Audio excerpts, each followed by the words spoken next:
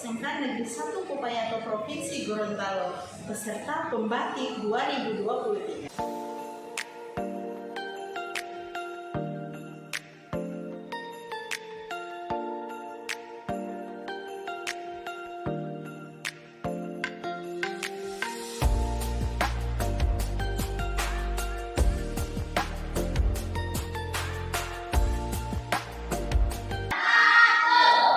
Pada kegiatan pembukaan ini, saya melakukan pembukaan dengan mengucapkan salam dan dilanjutkan dengan membaca doa sebelum memulai pembelajaran. Selain itu, saya menanyakan kabar murid dan perasaan mereka pada hari ini. Tidak lupa, saya juga melakukan presensi kehadiran murid di kelas.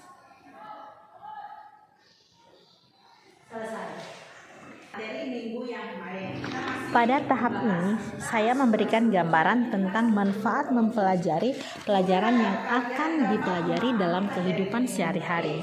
Saya juga mengaitkan materi sebelumnya dengan materi yang akan dipelajari, sehingga diharapkan adanya keterkaitan dengan pengalaman murid itu sendiri.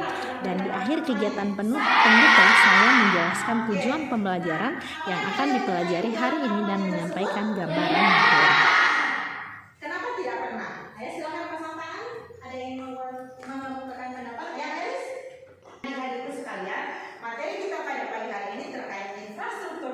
Dan tujuan pembelajaran yang ingin kita capai pada kesempatan hari ini adalah kalian dapat menganalisis apa saja aspek infrastruktur politik dan bisa menyajikan aspek. Model pembelajaran yang saya gunakan adalah problem based learning. Sintak yang pertama adalah mengidentifikasi masalah. Dalam bagian ini, saya meminta peserta didik untuk melihat kasus yang saya tayangkan lewat monitor LCD.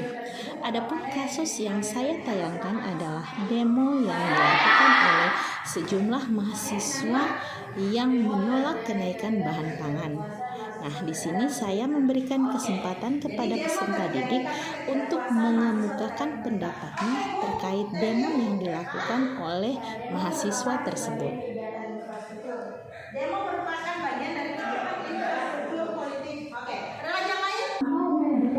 Pada tahap ini, yaitu menetapkan masalah melalui berpikir tentang masalah dan menyeleksi informasi-informasi yang relevan. Saya membagi peserta didik menjadi 4 kelompok.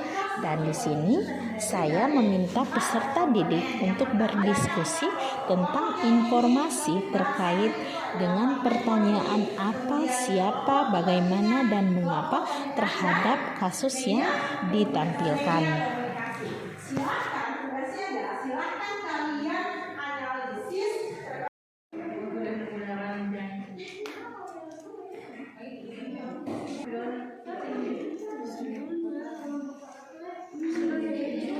Pada tahap mengembangkan solusi melalui pengidentifikasian alternatif, tukar pikiran, dan mengecek perbedaan sudut pandang, peserta didik saya berikan kesempatan untuk mempresentasikan secara singkat hasil diskusi pengamatan dari gambar atau video yang telah diamati. Kemudian, kelompok lain memberikan apresiasi atau tanggapan terhadap presentasi teman-temannya. Sebelum melanjutkan proses pembelajaran, peserta didik saya ajak untuk melakukan ice breaking, yaitu melakukan tepuk tangan konsentrasi. Tahap ini saya maksudkan untuk mengembalikan konsentrasi belajar anak dan mengembalikan fokus perhatian mereka serta menyegarkan otak. Pada tahap melakukan tindakan strategis, peserta didik yang belum memahami materi bisa langsung bertanya kepada temannya atau bertanya kepada saya selaku gurunya. Nah, saya kemudian menjelaskan kembali dengan kalimat yang sederhana bagi peserta didik yang belum memahami materi yang ditonton melalui video sebelumnya atau materi yang sudah saya jelaskan.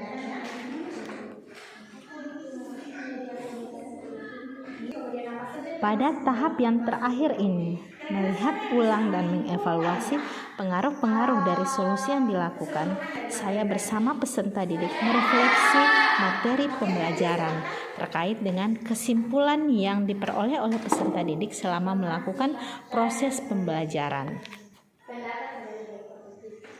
Ya, berarti bagus sekali ya.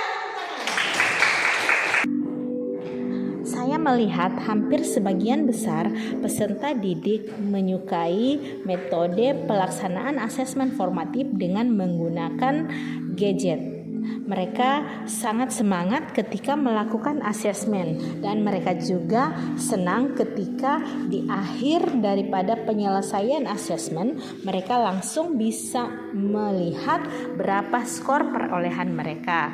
Hal ini juga memudahkan saya dalam melakukan penilaian terhadap peserta didik, juga melakukan analisis butir soal yang saya buat.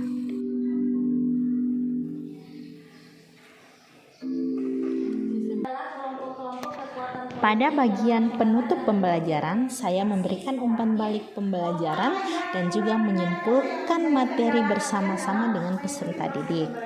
Nah, saya beserta peserta didik melakukan refleksi pembelajaran dengan mengajukan beberapa pertanyaan reflektif seperti bagian mana yang paling menarik dari pembelajaran hari ini.